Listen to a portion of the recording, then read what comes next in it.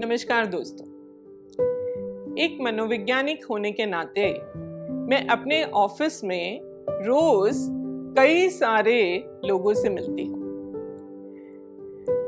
ज्यादातर लोग आजकल रिलेशनशिप प्रॉब्लम्स को लेकर कंसल्टेशन के लिए आते हैं, जिनमें कुछ बहुत ही यंग बच्चे भी होते हैं।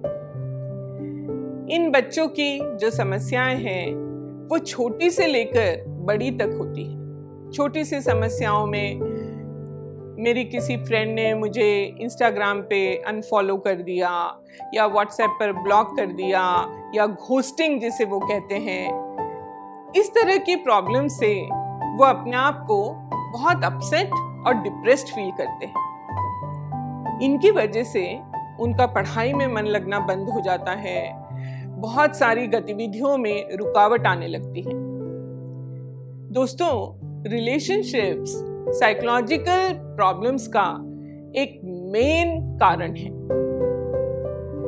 आजकल हमें ये नहीं समझ में आता कि हम किनको अपना समझें, किन पर विश्वास करें, किनको हम अपना अच्छा दोस्त बनाएं, किनको नहीं बनाएं। ये सारी चीजों से हम उलझे हुए रहते हैं और एक हमारी रियल लाइफ और एक वर्चुअल लाइफ, दो लाइफ साथ साथ संभालनी पड़ रही हैं। इसमें एक तीसरा जो प्रेशर हमारे ऊपर रहता है वो है पेरेंट्स की या एल्डर्स की एक्सपेक्टेशंस का।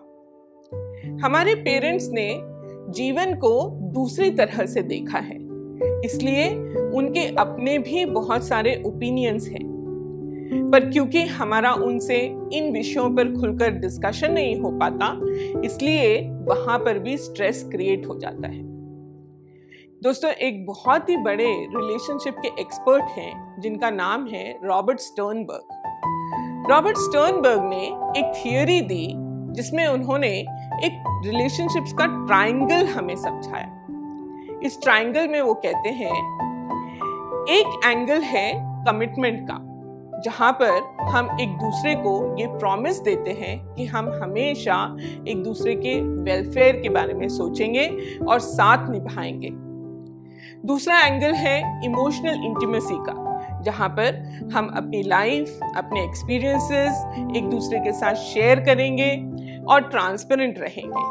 और तीसरा एंगल जो रोमांटिक लव का बहुत ही महत्वपूर्ण एंगल है वो है पैशन का या फिजिकल इंटीमेसी का। एक जमाना था जब हमारे यहाँ कपल रिलेशनशिप्स मैरिजेस में तब्दील हो जाती थी कमिटमेंट के बेसिस पर। इंडियन कल्चर में अरेंज मैरिजेस हुआ करती हैं, जहाँ पर हम एक दूसरे का साथ निभाने का वचन देते हैं। इसमें इमोशनल इंटीमेसी और पैशन बाद में डेवलप होता है या हो सकता है ना भी हो। पर अब जमाना बदल रहा है। हम कमिटमेंट करने से पहले इमोशनल इंटीमेसी अच्छी तरह से जांच परख कर देखना चाहते हैं। कमिटमेंट से पहले हम विश्वास है कि नहीं एक दूसरे के ऊपर, इसको जांचना चाहते हैं। हम तीन तरह से इस चीज को सोच सकते हैं, पहले कमिटमेंट, बाद में इंटीमेसी और बाद में फिजिकल अट्रैक्शन। पहले फिजिकल अट्रैक्शन, बहुत सारे रिलेशनशिप्स में आपके आसपास ऐसा भी हो रहा है कि फिजिकली एक दूसरे से अट्रैक्ट हो गए, फिजिकल क्लोजनेस भी हो गई, पर इमोशनल इंटीमेसी नहीं हो पाई। एक पार्टनर ने अपने आप को इमोशनली इन्वेस्ट कर दिया रिलेशनशिप में, दूसरे ने नहीं किया, उसकी वजह से इमोशनल अपसेट और डिप्रेशन पैदा हो गया। या फिर तीसरा तरीका जो मुझे अच्छा लगता है, और एक मनोवैज्ञानिक के तौर पर मैं बहुत सारे बच्चों से ये डिस्कस भी करती हूँ, क्या अगर ऐसा हो कि हम पहले बहुत अच्छी फ्रेंडशिप्स बनाएं, जहां पर इमोशनल इंटीमेसी को पहले स्ट्रेंथन करें। इमोशनल इंटीमेसी के दो फैक्टर्स हैं। पहला फैक्टर है इंस्ट्रूमेंटल सपोर्ट और दूसरा है इमोशनल सपोर्ट। अगर मैं क्लास में पढ़ रहा हूँ और मुझे कोई विषय नहीं आता या कोई टॉपिक नहीं आता, तो क्या मेरा साथी मुझे वहां पर हेल्प करने के लिए तैयार है? इसको हम कहते हैं इंस्ट्रूमेंटल सपोर्ट, मतलब एक्चुअल प्रैक्टिकल प्रॉब्लम्स में एक दूसरे का साथ देना। और दूसरा है इमोशनल सपोर्ट। इसके 3 चीजें हैं। इसको हम एक क्वेश्चन के रूप में अगर पूछें तो हम पूछते हैं, are you there for me? ये जो आर है, ARER, इसका पहला ए जो है वो है are you available for me? Are you accessible? जब मैं आपको कॉल करती हूं या जब मुझे कोई जरूरत है, तब क्या आप अवेलेबल हो, या आप हमेशा ही ये कह देते हो आई एम बिजी? दूसरा, रिस्पॉन्सिवनेस। जिस तरह की मेरी नीड है उस तरह से क्या आपकी तरफ से रिस्पॉन्सिवनेस आती है, या फिर आप मेरी बातों को अनसुना या अनदेखा कर देते हो? और तीसरी है एंगेजमेंट। क्या हमको एक दूसरे की कंपनी अच्छी लगती है? क्या हमारे पास बातचीत करने के बहुत सारे कॉमन टॉपिक्स हैं? ये हुए इमोशनल फैक्टर्स।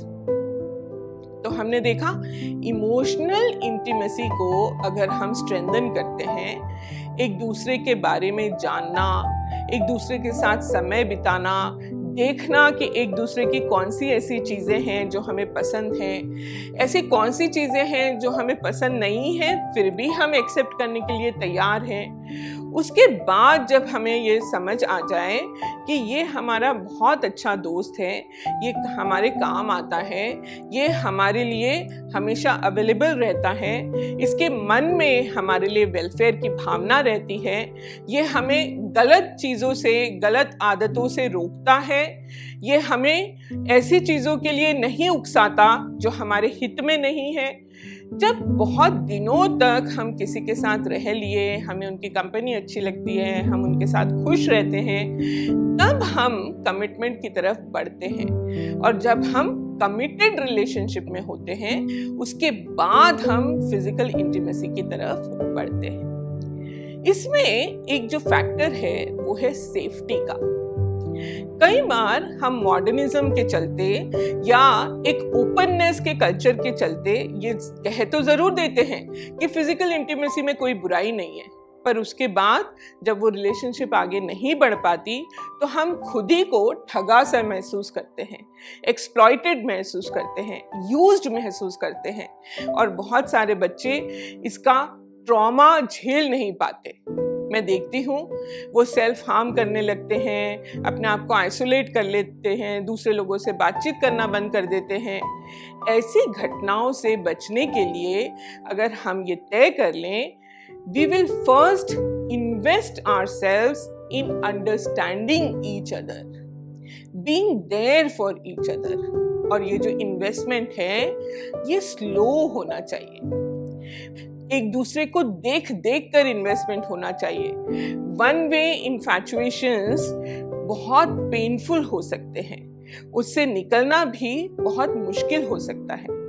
रिलेशनशिप्स की प्रॉब्लम्स को अपने बड़ों से, किसी ट्रस्टेड व्यक्ति से या प्रोफेशनल से ज़रूर डिस्कस करें। कभी कभी ये बहुत ही पेनफुल, बहुत ही कष्टदायक हो जाती है और हमें समझ नहीं आता कि हम इनको कैसे सॉल्व करें, कैसे हम इनमें से निकलें। हम ट्रैप्ड महसूस करते हैं, सफोकेटेड महसूस करते हैं, पूरी तरह से नेगेटिव हो जाते हैं। इन चीज़ों से बचने के लिए रिलेशनशिप कंसल्टेंट्स उपलब्ध होते हैं आजकल, जो न्यूट्रल और अनबायस्ड सलाह आपको दे सकते हैं। उससे पहले आप अपने टीचर्स और पेरेंट्स को भी परख सकते हैं।